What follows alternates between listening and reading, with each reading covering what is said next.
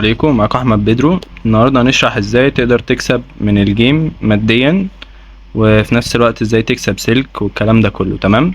الجيم هنا مبنية على كذا نظام. تمام. اللي تقدر تكسب منه، انت ممكن تكسب عن طريق ان انت تبيع سلك او ان انت تبيع اكونتات. هي دي الحاجتين الوحيدين اللي ممكن يكسبوك في اللعبة دي ماديا. غير كده مفيش، يعني مش زي اللعبة بقى التانية في اكسشينج وفي بقى ايتم وفي بقى جولد وهيصة، فاهم؟ فمفيش الكلام ده هنا. فاحنا هنبتدي الاول بجزئية السلك، ازاي اقدر اجيب سلك من اللعبة وابيعه. تمام. فاحنا دلوقتي عشان نجيب سلك من اللعبة في كذا طريقة. اول طريقة هي الايتمات. تمام. الايتمات بقى يعني اعمل ايه عشان اقدر اجيب من سلك من الايتمات؟ انا كده كده وانا بأتك في الوحوش بينزل لي ايتمات.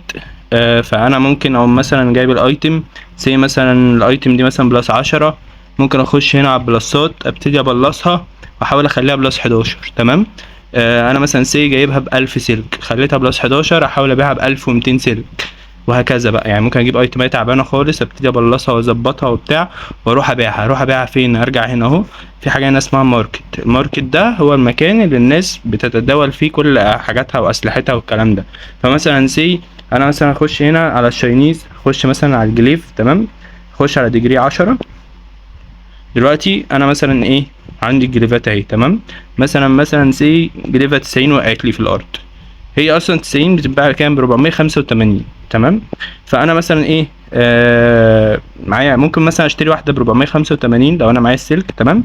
واحاول اطلعها مثلا بلس 10 وابيعها اغلى، وهكذا وهكذا وهكذا. ممكن تطبق الكلام ده في اي ايتم، في اي حاجه، بحيث ان انت تقعد تبيع وتشتري تبيع وتشتري فتكسب اكتر. تمام.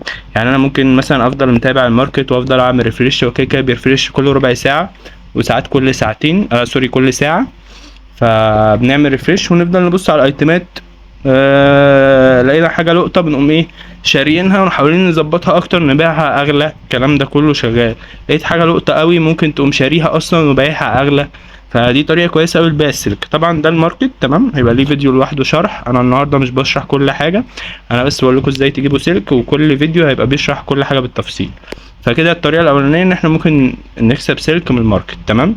الطريقه التانية بيبقى فيه بقى اكتيفيتيز. الاكتيفيتيز دي بتديك سلك. تمام. عندك الاكتيفيتي اللي هو الجلد بوس. تمام. وفي حاجه اسمها السيخ تور. تمام. الاتنين دول بيدوا سلك، بس بيدوا سلك كميات بسيطه، يعني مثلا من 10 ل 50 سلك، مش اكتر من كده. بس انت لو فضلت كل يوم 10 50 10 50 10 50، فاهم؟ هتلاقي معاك رقم. الرقم ده بقى ممكن تبيعه، ممكن تشتري ايتم وتبيعها زي ما انا قلت لك الكلام ده كله.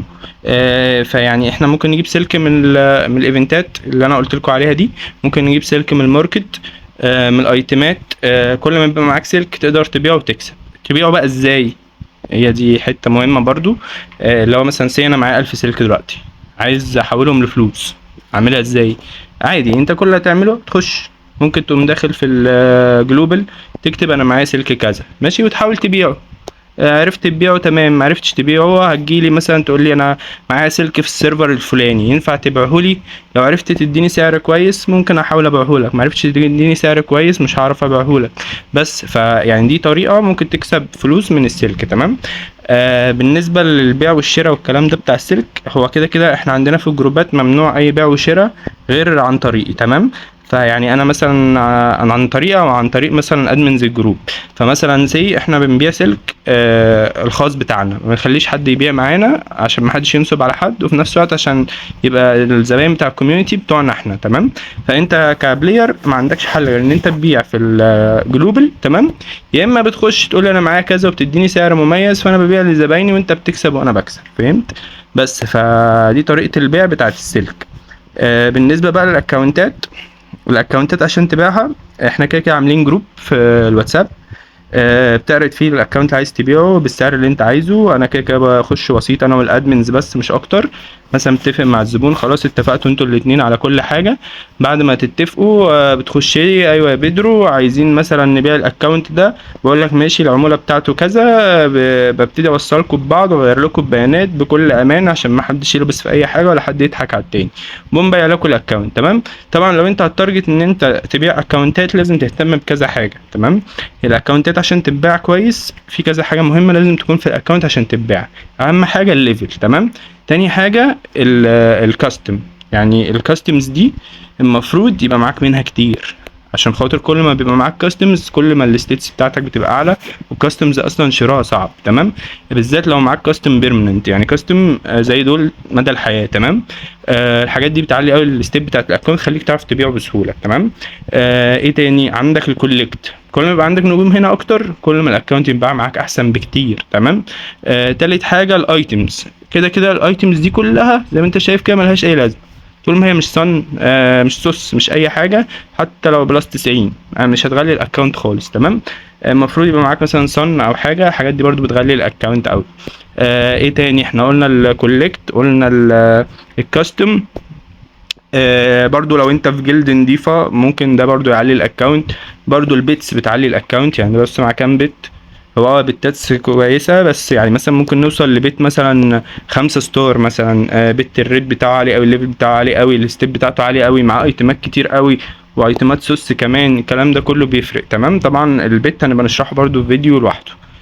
بس فهو الفيديو ده يعني انا بفهمك كده ببساطة انت ازاي تقدر تكسب من اللعبة، لو انت جاي تكسب منها ماديا بكل بساطة، تمام. واهم حاجة بس زي ما اتفقنا البيع والشراء بيتم بأنهي طريقة، عشان خاطر محدش يحاول يبيع او يشتري في الجروبات عندنا، عشان الجروبات عندنا احنا بس اللي بنبيع وبنشتري فيها. لو محتاجين اي حاجة في البيع والشراء عناية ليكم. شكرا.